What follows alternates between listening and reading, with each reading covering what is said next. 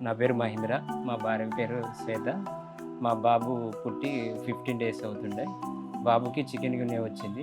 Chicken గున్యా వచ్చి హాస్పిటల్‌లో join చేయించాము. ఆ తర్వాత మాకు గూడా ఫీవర్ స్టార్ట్ అయినాయి.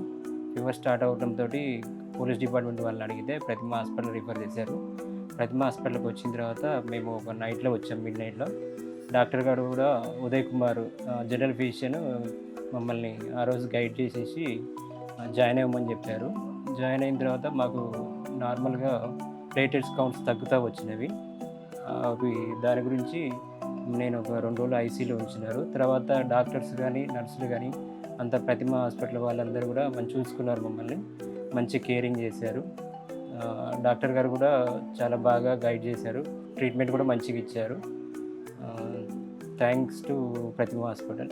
ఉదయ్ కుమార్‌కి కూడా థ్యాంక్ యూ అండి.